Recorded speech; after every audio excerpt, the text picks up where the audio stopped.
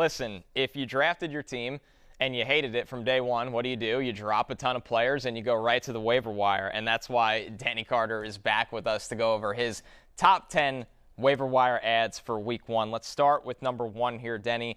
Rondell Moore, only rostered in 29% of leagues, 18.4 points per game in 3 games with 6+ targets. Basically, when Arizona used the rookie last year, he was productive. Why else do you love him? Well, DeAndre Hopkins obviously is suspended for the first 6 games of the regular season.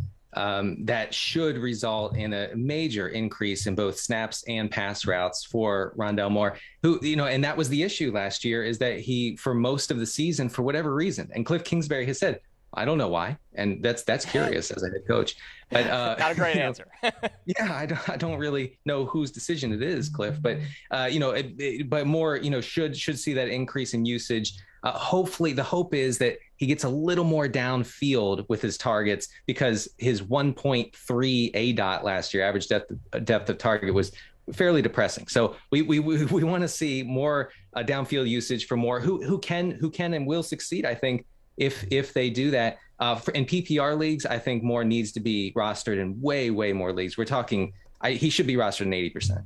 Yeah, 8.2 yards after the catch per reception. That was third amongst wide receivers. This is somebody going back to Purdue. We know he can make guys miss. He can break tackles.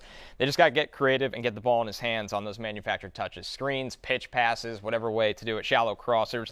Let's move on to somebody that can have a pretty big rookie role out of the gate after a big summer. Romeo Dobbs on the Green Bay Packers, the day 3 pick that, because Christian Watson has been banged up, has been the most impressive rookie wide receiver for Aaron Rodgers this summer. Only rostered in 32% of the leagues after the summer of hype. Now some news of Allen Lazard maybe being banged up for week one. Denny, I'm shocked by that number of 32%. It seems wildly low. Yeah, I mean, the Romeo Doubs Twitter propaganda did not filter down into casual leagues, I don't think. And maybe that's a good thing, maybe a bad thing, but Dobbs needs to be rostered, I think, in 12-team formats. It's a Green Bay receiving core that, might be bottom 3 in the league generously. Somebody is going to emerge, and I think Dobbs has a good chance. Like you said, Lazard has this weird undisclosed injury. We don't know. He's questionable maybe for week one. Sammy Watkins, is constantly battling injuries. Randall Cobb is the slot guy, but I think that Dobbs is a great fit out on the outside for Aaron Rodgers. And Rodgers made the point to say the standard that we usually hold rookie receivers to on this team and in this franchise doesn't apply this year, because what he didn't say is because we're so bad at the pass catcher position. Yeah, Rodgers, a guy that usually doesn't hold back. That was a pretty big quote approving of Dobbs. All right, number 3 on your waiver wire ads, Rachaad White. We touched on him briefly in the last segment talking about the Bucs. Forget the fact that the third rounder is the perfect insurance in case of a Leonard Fournette injury, which does happen year after year, but it sounds like he can get some work in the pass game. Denny, you projected White as an RB12 in PPR formats if we do get that inevitable Leonard Fournette injury. Only rostered in 35% of leagues right now. That all sounds pretty good to me. What else do you like about Rachaad White? Yeah, so if you went running back heavy to start your draft, whether it's 12-team, 10-team, whatever, you're probably not going to have much interest in Rachaad White, and I get that. But if, like me, you are desperate to add somebody to your bench who could eventually fall into touches in a good offense, Rachaad White has to be the guy. He has to be on your bench. He proved to be a really good, efficient pass catcher in college. Albert Breer from Sports Illustrated made the point to say 2 weeks ago that he is probably the best, talking about White, the best pass catching back Tom Brady has played with since James White, which is, that's high praise. Yeah. So I do think that he needs to be stashed. All right, moving on to another running back, Khalil Herbert, in a place in Chicago that is expected to have some offensive line woes. They do have David Montgomery there. He's rostered in 41% of leagues, which is higher than the 3 guys we talked about over him. 2 starts last season for Khalil Herbert in weeks 6 and 7, 18.8 points per game, averaged 22 touches per game, 110-plus scrimmage yards in both games. Pretty simple. When Herbert plays, he's extremely productive. The question I have for you, Denny, is do you expect him to play, or are we waiting on a David Montgomery injury for this situation? Yeah, I mean, just like the Falcons we talked about a couple minutes ago, I don't think that the Bears will be in a position to funnel touches to their running backs very often. I think they'll be facing a lot of negative game script. And so I do think it's the latter scenario where you're probably waiting on Montgomery. And again, we're not wishing injury on anybody. But if David Montgomery misses time this year, Herbert would slot in as the every down back. Herbert had a sneaky good college profile at Virginia Tech, and last year was very good. He only scored one touchdown on 90 touches in those games where Montgomery was out. So he might have some regression coming to him. I like him a lot as a stash. All right, looking at the Niners backfield, Trey Sermon out the door pretty briefly after being a third-round pick just a year and a half ago. They did draft Ty Davis-Price in the third round as well. But listen, Jeff Wilson, RB76, only rostered in 10% of leagues. All signs are pointing to Jeff Wilson being the number 2 in San Francisco. That is typically backfield gold in fantasy. In 2021, 9 games, 79 carries for only 294 yards and 2 touchdowns, 7 catches for 31 yards. So for Jeff Wilson, not overwhelming production in the past, but it seems like Kyle Shanahan likes this guy as their number 2. Am I wrong here? I know you like him. You have him on the ads for week 1. Yeah, look, he's boring. Jeff Wilson, he's boring. He's a name we've known for a long time in this Niners offense and the Shanahan system.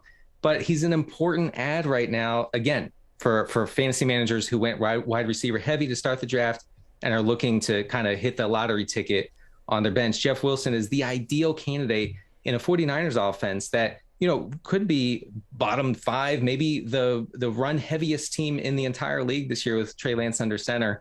Wilson has the experience in the Shanahan system. Ty Davis-Price could, lurk as maybe a goal line type threat, but Jeff Wilson has done fine as a goal line back, so I'm getting him everywhere I can. Yeah, I love the point you made there. This is a team that's transitioning from Jimmy Garoppolo, who obviously had a good handle on the offense, limited upside, but a good handle on the offense, to Trey Lance, who is pretty much the opposite player, still picking up the overall offense, the speed of the game coming out of the FCS, having his last college season canceled, basically redshirting his NFL rookie season. Has all the talent in the world, but I think, Denny, I'm with you. They are going to use the classic Shanahan wide zone ground attack to protect their young quarterback in the early going, and that just can't be with Elijah Mitchell. Jeff Wilson is going to factor into that as well, so I love that pick on here. Cannot believe 10%. That is the lowest, second lowest we have on the roster percentage here. Number 6, Josh Palmer, potentially the number 3 wide receiver in a high-powered Chargers attack. We know what Keenan Allen can do. We know what Mike Williams can do despite him being on the injury report every week and still playing over there. Josh Palmer, a deep threat out of college, 16.4 points per game in the 2 games when either Allen or Williams were out. That was weeks 14 and 16. So he did produce as a rookie when they needed him to. What else do you like about Josh Palmer? Do you think he can find his way into a week-by-week role in this offense, or does he need one of the top 2 targets to be injured to get that kind of work share? Yeah, he's kind of a weird, I wrote about it in the waiver wire column.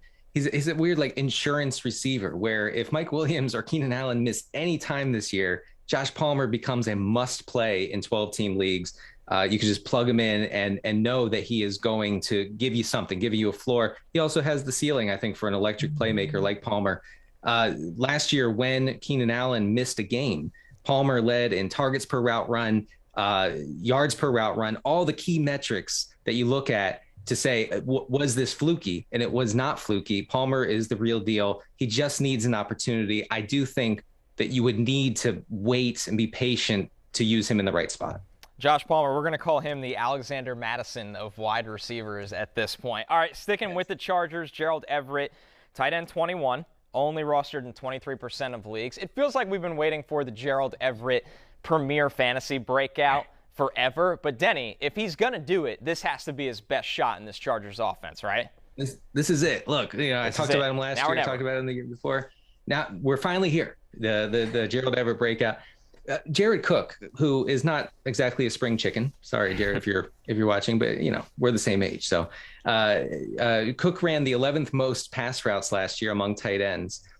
And Gerald Everett should be able to inherit that entire route running workload, and he's just better. He's just better than Jared Cook is at this point of his career. Justin Herbert targeted tight ends on 21.5% of his throws last season. I think that Everett could be kind of sneaky and could make his way into sort of an every week play in 12-team leagues. Now, he is going to be touchdown dependent, but guess what? All tight ends are touchdown dependent outside of the Kelce's and the Pitts and everything. Yeah, I like the value play, and you made a great point about Herbert. The Chargers ranked 6th in tight end zone targets last season. Clearly a position that he's going to target, and now he's got the talent to do it. All right, a familiar face makes his way on. Only rostered in 45% of leagues. The disrespect for Matt Ryan as he finishes out his career with the Colts here. The Colts ranked 18th in fantasy quarterback points last season. The Falcons were 30th. Everybody believes Matt Ryan is an upgrade over Carson Wentz, and at least in consistency. Denny, can you buy into Matt Ryan from a fantasy potential this year, even with Jonathan Taylor being the workhorse that he is, really only having one true workhorse wide receiver in Michael Pittman? Is there enough there to buy into Matt Ryan, maybe even as a streaming option this year?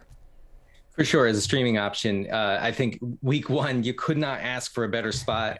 The Colts have a high implied total. They're big favorites against the Texans. The Texans were 4th worst against the pass last year by several measures. I know that they added some, pieces to that secondary, but I'm not too afraid of that. Frank Reich has been open over the past 2 or 3 weeks saying we don't want to be a ground and pound, run first, run only set type of team. We want to pass the ball because that's what Super Bowl teams do. This team is quietly stacked with talent on the offensive side of the ball. And Matt Ryan was not as bad as you think, or at least as I thought, from judging from last year, trapped in a horrible Atlanta offense. Don't judge him by that. Play him in week 1 if you don't have a locked-in starter in 12-team leagues. All right, number 9, I got to be honest, Denny, the biggest surprise for me on the list. You might be the last man on planet Earth that is not all the way in on the Dameon Pierce hype train, or maybe you still are, but you like this insurance option. Rex Burkhead, only rostered in 5% of fantasy leagues right now, 15-plus touches in 7 of the final 8 games, about 11 points per game over that stretch, RB 28, 21.4 points per game in 2 games with 20-plus touches. So productive when they really got him going, but we know about the Pierce hype. Why should anybody roster Burkhead? I would love to know. As I said in the waiver wire column, this is not a bit. I'm not trying to be funny. I like it, though. Keep it going. Yeah, look, the Texans love Rex Burkhead, and I know that sounds funny, especially from somewhat, I tend to gravitate towards spreadsheets and numbers and analytics, but you can't ignore the fact that the Houston Texans love Rex Burkhead as a player, as a person, and he will be the primary ball carrier in that Houston offense if anything happens to Dameon Pierce. Dameon Pierce, as you know, never handled more than 106 touches in any of his 4 collegiate seasons. I think that it's, remains to be seen whether Dameon Pierce can actually have a full workload in the NFL. And Burkhead is an excellent pass catcher. He was very useful late in the season when he took over that backfield. So, okay. Deeper league, you drafted a bunch of wide receivers off the top. You're looking for a lottery ticket. You get Rex. All right. The last one on the list, number 10. We spent a lot of time talking rookie wide receivers to end the first segment of today's show. That's how we'll end the second segment as well. You have Jahan Dotson, rostered in 21% of leagues, a top 20 pick in last year's NFL draft. Explosive player in the Penn State offense last year. Excellent tracking, can work the way down the field, can really be effective at all 3 levels of the field. And here's some good Carson Wentz propaganda, Denny. Wentz ranked top 10 in on-target rate on deep passes last season. So if somebody's going to work down the field, whether it's Dotson, whether it's McLaurin in this offense, Wentz should be able to get them the ball. Is Dotson undervalued right now? And that 21% tells me he is. Yeah, I mean, I think any receiver drafted in the first round of the NFL draft should be rostered in more than 20% of leagues. I'm not saying that you have to get them, especially if you're set at receiver, you're probably not going to have much interest in Jahan Dotson. I get that. But you're right. You're right about Carson Wentz. It's something I wrote about when Washington, for some reason, acquired Carson Wentz. He is a huge upgrade over Taylor Heineke, specifically downfield. Heineke was the worst downfield passer in the entire league last year. Wentz is at least middling, maybe in the top half as far as deep balls go. So, yeah, I think that Jahan Dotson could be a surprise, a pleasant surprise for those who can stash him and sort of plug him in as maybe a flex. Denny, great to have you on. Excellent stuff on the top 10 waiver wire ads for week 1. You can follow him at CD Carter 13 and all his work on Roto World. Hey, it's Matthew Berry from NBC Sports and Rotoworld.com. Just want to thank you so much for watching what you just watched, or at least being too lazy to click out of it after the autoplay just kept it going. So either way, thank you so much for just letting it scroll by your screen. And now I'd like to ask you respectfully, okay, respectfully, please subscribe to the NFL on NBC YouTube channel for the latest NFL news, fantasy headlines from Rotoworld, and betting analysis from NBC Sports Edge.